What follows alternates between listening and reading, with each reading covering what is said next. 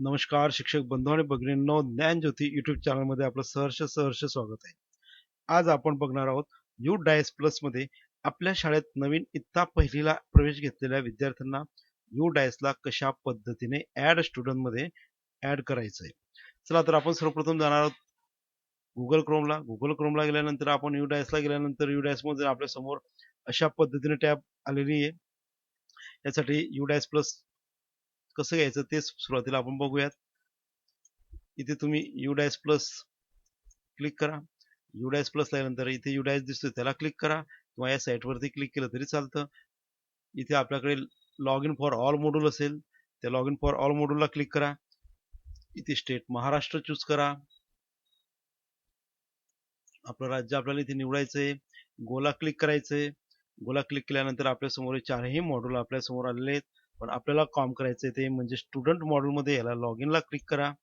इथे मी आता नुकतंच लॉग इन केलं होतं म्हणून हे साईट आपलं हा इंटरफेस आपलं डायरेक्ट आलेला आहे. आणि करंट अकॅडमिक इयर मध्ये आपल्याला काम करायचं आहे. 26-27ला इथे क्लिक केलंय. आपल्या समोर आले पॉपअप क्लोज केलाय.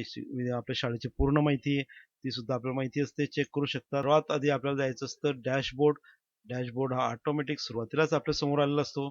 पण कुठे जायचं असतं, डॅशबोर्डला जायचं, स्कूल डॅशबोर्डला. त्याच्यानंतर इथं पहिली आपल्या समोर जे दिसतंय स्टँडर्ड फर्स्ट, याला या बाणाला क्लिक करा आणि इथे ऍड स्टुडंटला क्लिक करा. एवढं केल्यानंतर आपल्या समोर ऍड न्यू स्टुडंट असं आलेलं असेल.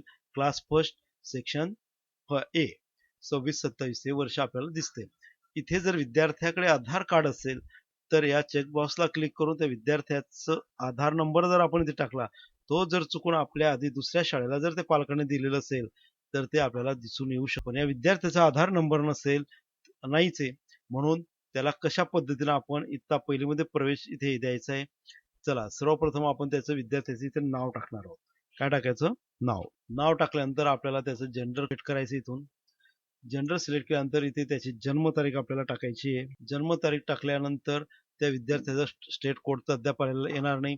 आईचं नाव, इथे त्याच्या आईचं नाव टाकायचं आहे आपल्याला. पुन्हा इथे बघा आता हे रेड झालेलं आहे. का रेड झालेलं आहे? इथे जर आपण नावाच्या शेवटी जर स्पेस दिला तर रेड होतो, म्हणून याला बॅक करा. इथे सुद्धा तसंच होईल. इथे जर आपण नावाच्या शेवटी स्पेस दिला, हा रेड होणार आहे. स्पेस नकोय, शेवटी स्पेस नकोय. 2 स्पेलिंगच्या मध्ये स्पेस चालेल पण शेवटच्या अक्षराला स्पेस नकोय. फादर नेम वडिलांचं नाव काय आहे ते वडिलांचं नाव आपण इथे टाकायचं. विद्यार्थ्याचे नाव टाकल्यानंतर गार्डियन, त्यांना गार्डियन जर कोणी असतील वागवणारे असतील त्यांचे नाव आपण इथे टाकू शकतोय. आधार नंबर, आता या विद्यार्थ्याचा आधार क्रमांक याने पावती आहे पण आधार अद्याप त्याला मिळालेला नाही, जनरेट झालेलं नाही. मग काय करायचं तर आपण 9 हा 12 वेळा टाकायचा. 9-12 टाईम. आणि नंतर मग ही टॅब जी आहे ती ऑटोमॅटिक लॉक झालेली. का लॉक झालेली आहे की name of student as per in Aadhaar card प्रमाणे नाव पाहिजे. आधार नाहीये म्हणून ते नाव आपल्याला इथे टाकता येणार नाही. आधारवर नाव काय ते टाकता येणार नाही. त्याला आपण शाळेत प्रवेश कधी दिला, जो प्रवेश दिनांक त्या विद्यार्थ्याचा असेल तो आपल्याला इथे घ्यायचा आहे. ते तारीख इथून निवडायची. त्यानंतर मोबाईल नंबर, विद्यार्थ्याच्या पालकांचा वडिलांचा मोबाईल नंबर जो आपल्याकडे असेल तो नंबर आपण इथे टाकायचा आहे. मोबाईल नंबर टाकल्यानंतर अल्टरनेट मोबाईल नंबर, दुसरा जर कोणता नंबर असेल त्यांच्याजवळ तो घ्यायचा. विद्यार्थी CWSN असेल तर येस करायचे, नसेल तर नोला. आपण इथे तो नसल्यामुळे मी नोला क्लिक करतोय आणि ते सेव्हला क्लिक करायचंय. बघा एकदा पुन्हा माहिती चेक करून घ्यायची. आपण भरलेली माहिती बरोबर आहे का, कुठे करेक्शन आहे का हे आताच बघून घ्या आणि नंतर मग सेव्ह करा. सेव्ह केल्यानंतर पुन्हा आपल्याला तीच माहिती विचारली जाणार आहे. कन्सेंट फॉर डेमोग्राफिक ऑथेंटिकेशन हे आपल्याला भरायचं आहे. पण जे भरून देत आहोत ते मुख्याध्यापक, हेडमास्टर आणि पालक या दोघांचं संमती आहे. याला ऍग्री करावं लागतं. ऍग्री केल्यानंतर पुन्हा तीच माहिती आपल्या नजरेसमोर आलेली. वर्ग पहिलीचा आहे का बरोबर, आणि त्या विद्यार्थ्याचं नाव जे टाकलेलं आहे ते अशाच पद्धतीचं आहे का, काही बदल आहे तो इथे चेक करून घ्या आणि बरोबर असल्यास चेकबॉक्सला क्लिक करा. वडिलांचं नाव बरोबर असेल चेकबॉक्सला क्लिक करा. आईचं नाव बरोबर असेल चेकबॉक्सला क्लिक करा. त्याची जन्मतारीख बरोबर असेल तर या चेकबॉक्सला आपण इथे क्लिक करायचं आहे.